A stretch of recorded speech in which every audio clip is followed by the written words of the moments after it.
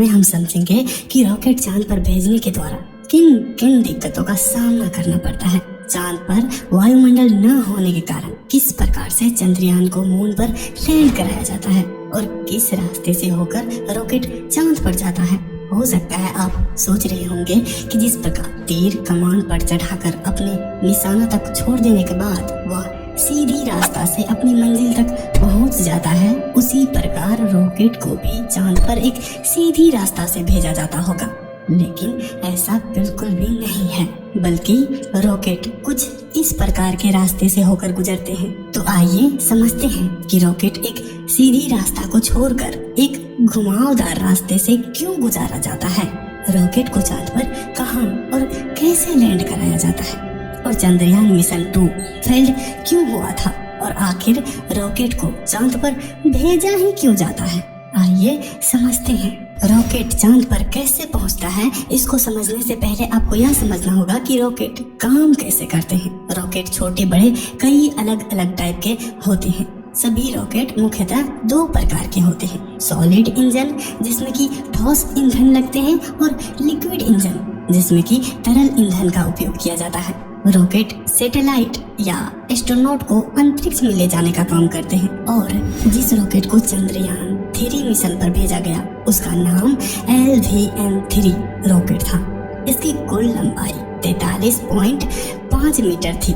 यह रॉकेट अपने अलावा 40,000 किलोग्राम वजन के सैटेलाइट को आसानी से अंतरिक्ष में ले जा सकते हैं। चंद्रयान 3 में LVM-3 का कुल वजन 62,000 किलोग्राम था, जो कि भारत के दक्षिण साइड समुद्र के किनारे आंध्र प्रदेश राज्य में तिरुपति जिला के श्रीहरिकोटा में स्थित सतीश धवन अंतरिक्ष केंद्र से रॉकेट को अंतरिक्ष के लिए उड़ान भरा गया था। रॉकेट अंतरिक्ष की तरफ उड़ान भरने के लिए न्यूटन के गति के तीसरे नियम क्रिया प्रतिक्रिया बल का प्रयोग करता है। जैसे एग्जाम्पल के तौर पर जब आप एक गुब्बारे में हवा भरते हैं, उसके बाद उस हवा भरे हुए गुब्बारे के मुंह को छोड़ते हैं, तो उस हवा निकलते हुए मुंह के विपरीत दिशा में उड़ने लगते हैं, क्योंकि हवा में भी भार होता है जिसे वह पीछे की तरफ धकेलता है, जिसके कारण वह आगे की तरफ जाने लगता है। इसी प्रकार रॉकेट इंजन भी गैस को बहुत ही तेजी गति से नीचे की तरफ धक्का देता है,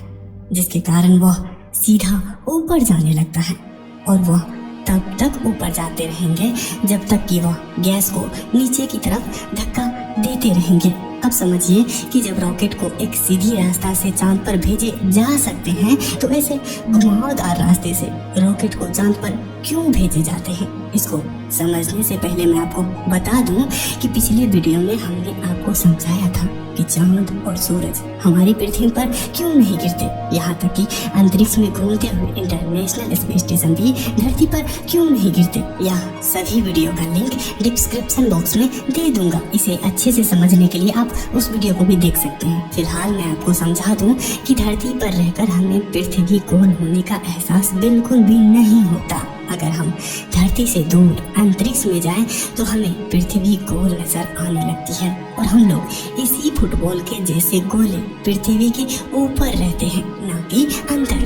पृथ्वी के ऊपर हम लोग कुछ इस प्रकार से रहते हैं, और पृथ्वी गुरुत्वाकर्षण बल के कारण अपनी ओर खींच कर रखती है, जिससे हम पृथ्वी से दूर नहीं जा पाते। अब अगर हम इस पृथ्वी के ऊपर गोला फायर करने वाले तोप को लगाकर अगर बॉल फायर करें, तो आप देख सकते हैं कि उस बॉल को पृथ्वी की गुरुत्वाकर्षण शक्ति अपनी ओर खींचती है, जिसके कारण वह बॉल थोड़ी ही दूर जाकर वापस पृथ्वी पर गिर जाती है। और इसी तोप के पावर को अगर बढ़ाकर ज्यादा कर दिया जाए, उसके बाद अगर हम बॉल फायर करें, तो आप देख सकते हैं कि गुरुत्वाकर्षण बल के कारण बॉल पृथ्वी के ऊपर गिर तो रही होती है, लेकिन ज्यादा स्पीड के कारण वह बॉल पृथ्वी पर नहीं गिर पाती, और ऐसे ही पृथ्वी का गोल गोल चक्कर लगाती रह जाती है। और यह तब तक चक्कर लगाती रहेगी जब तक इसकी गति को घटा न दिया जाए। अगर इसकी घूमने की स्पीड को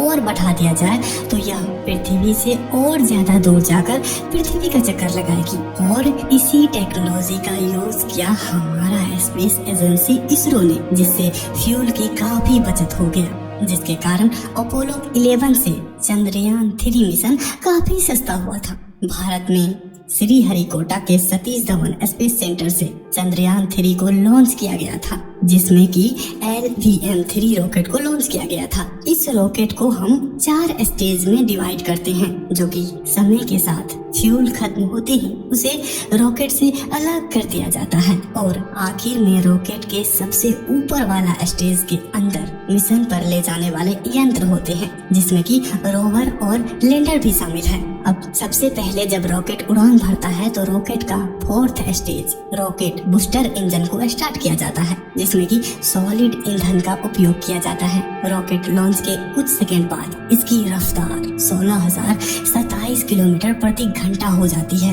वायु की डेंसिटी से निकलते ही लगभग 108 सेकंड बाद रॉकेट के लिक्विड इंजन को भी स्टार्ट कर दिया जाता है। लिक्विड इंजन स्टार्ट होने के कुछ ही सेकंड बाद इसकी रफ्तार 6000 किलोमीटर प्रति घंटा हो जाती है। उड़ान से महज 130 सेकंड बाद वह धरती के 62 किलोमीटर ऊंचाई तक पहुंच जाती है। अब दोनों बूस्टर रॉकेट के फ्यूल खत्म हो जाने के बाद उन दोनों बूस्टर रॉकेट को रॉकेट से अलग कर दिया जाता है। बूस्टर रॉकेट अलग होने के बाद रॉकेट हल्के हो जाते हैं। इसकी रफ्तार और अधिक तेजी से बढ़ती जाती है। रॉकेट का हर पार्ट इसरो के संचालक के कंट्रोल में होती है, इसलिए दोनों बूस्टर रॉकेट को समुद्र में गिरा दिया जाता है। मैं आपको बता दूं कि ज्यों-ज्यों रॉकेट ऊपर आसमान की तरफ जाता है, त्यों-त्यों रॉकेट को कक्षा की तरफ घुमाते जाता है। लॉन्च से 196 सेकेंड बाद रॉकेट वायुमंडल से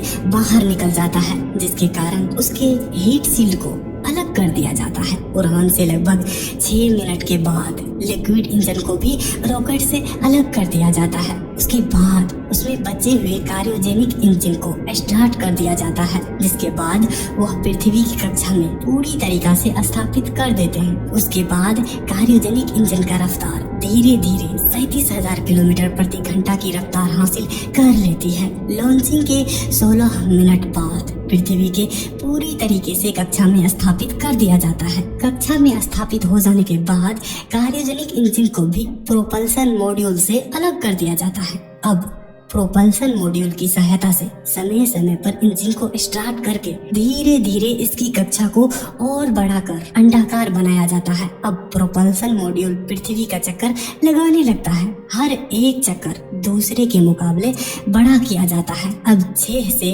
7 चक्कर के बाद जब यह कक्षा बड़ा होकर चांद के निकट पहुंच जाता है तो चांद में भी गुरुत्वाकर्षण शक्ति होने के कारण वह चांद की तरफ खींचा चला जाता है, जिससे वह पृथ्वी को छोड़कर चांद के चक्कर लगाने लगता है। फिर उसके बाद उसकी स्पीड को घटाकर पृथ्वी की ही तरह चांद के कक्षा में स्थापित कर दिया जाता है, जिससे वह चांद के चारों ओर अंडाकार चक्कर लगाने लगते हैं। फिर प्रोपल्सन मॉड्यूल की सहायता से उसकी स्पीड को घटाकर कक्षा को धीरे धीरे छोटा किया जाता है। जैसे ही चांद के बहुत करीब पहुंच जाता है तो प्रोपल्सन मॉड्यूल को लैंडर से अलग कर दिया जाता है। उसके बाद बारी आती है चांद पर उतारने की, जिसमें लैंडर की मदद से चांद पर सॉफ्ट लैंडिंग कराई जाती है, जो कि इस मिशन का सबसे मुश्किल भरा काम होता है, क्योंकि चंद्रयान 2 इसी समय चांद पर सॉफ्ट लैंडिंग नहीं कर पाने के कारण